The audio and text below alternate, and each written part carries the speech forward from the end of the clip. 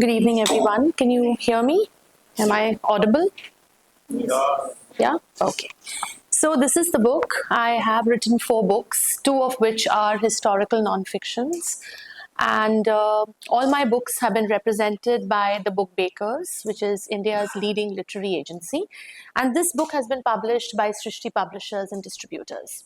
So it's an intensely researched true account of a 17th century love story that led to a momentous war between the Rajputs and the Mughals. And the subtitle of the Mewar Conspiracy is An Epic Saga of How the Rajputs Defeated Aurangzeb.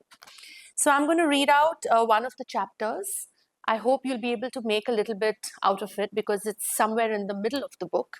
But the idea here is to pique your interest and also to give you a sense of the atmosphere and the setting as well as the characters. So we have 3 main characters in this book. One is Rana Raj Singh, and he was the Maharana of Mewar at that time.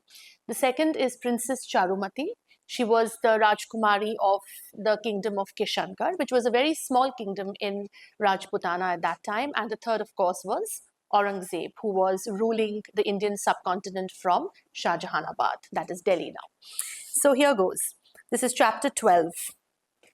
Rana Raj Singh was well aware of the fact that at the moment the Mughals were in a numerically superior position.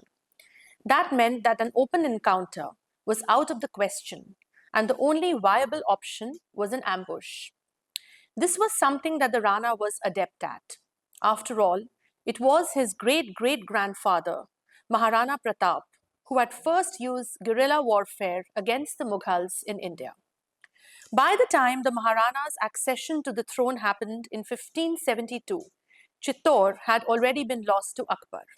However, most of the wooded and hilly region was still under Sisodia rule, and Akbar had to approach Pratap for a treaty since he wanted to establish a safe route to Gujarat via Mewar.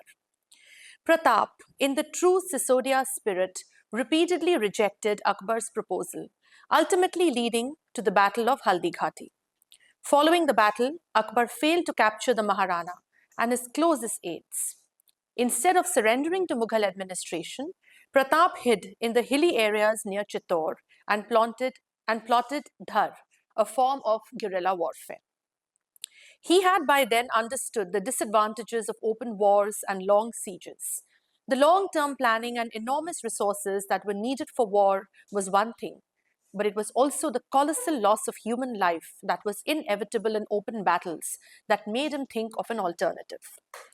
Dhar, on the other hand, if carried out tactily, had a much better chance of weakening an otherwise larger and stronger enemy. Pratap would discreetly hit Mughal camps, supply columns or weak outposts, and this quickly became one of his prime strategies. He also realized the importance of operating amidst a friendly rather than a hostile population.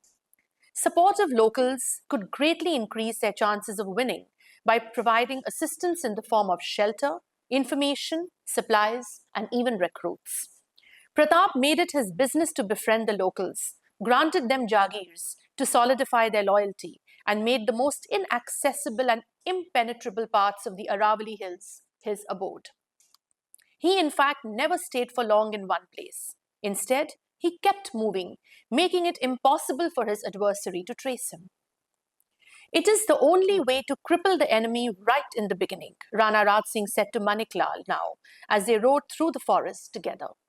Word had already been sent to Udaipur, and the Rana's best force had been summoned. We will choose a hilly spot on the route from Kishangarh to Shahjahanabad, a narrow pass preferably. You will help us find one, considering that you know these ways very well. I can do more than that, Ranaji. Maniklal was riding a little ahead of the Rana, since he knew the shortest route out of the forest. Now, as he turned his head to look at Raj Singh, he couldn't help thinking what an imposing figure the Rana made on his horse. With his ramrod posture, barrel chest, and handlebar moustache, he looked every bit the proud ruler of Mewar. Maniklal was just grateful that he'd been given a chance to prove his loyalty. I can disguise myself as a Mughal and join the enemy. Then, while you and your men are keeping them occupied, I will take the princess and hide her in a safe spot. It is a very dangerous thing to do. If you get caught and they discover that you are an impostor, they will most certainly kill you. Do not worry about that, Ranaji. I speak the language and know their customs very well. I take full responsibility that no harm will come to the princess. I will guard her with my life until you defeat the enemy and come for her. You seem to be very sure of that, remarked the Rana. Of your victory? Maniklal smiled at the man who had, in a matter of a few minutes, won his respect. I have no qualms about that at all. Do not forget that we are a very small contingent compared to them. Maniklal stopped his horse. 32 forts to defend Mewar, he said, defeated the combined armies of Sultan Mahmud Khilji of Malwa and the ruler of Gujarat, and commemorated his victory by constructing the Vijay Sthamb. Raj Singh looked at Maniklal quizzically. You are no doubt talking about the great Rana Kumbha, but what exactly are you trying to say? Maniklal smiled. 80 wounds, 1 arm, 1 leg, 100 battles, and he only lost once. Rana Sanga, of course. 7 feet 5 inches tall, famed for carrying an 80-kilogram spear and wearing an armor weighing 72 kilos. He never conceded to Mughal rule, yet won the respect and admiration of Akbar. Ultimately managed to recover most of Mewar. Now Raj Singh smiled back at Maniklal. The greatest warrior of them all, Maharana Pratap Singh Sisodia. Maniklal nodded. You hail from that lineage, Ranaji. That is your bloodline. You will take the princess back to Udaipur with you. Of that, I am as certain as I am of the fact that the sun will rise tomorrow. So that was an excerpt from the book. Thank you. And yeah, it's been, I think, one of those books which took me about 1 year to write, to research and write. So it's been also endorsed by a number of historians and scholars.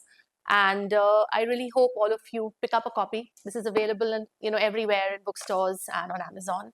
So it's a sort of piece of our history. It's from Indian history. And because it is so intensely researched, it comes under nonfiction. Everything is corroborated. There's an intensive and exhaustive list of references as well. So pick it up. I'm sure you'll enjoy reading it. Thank you so much.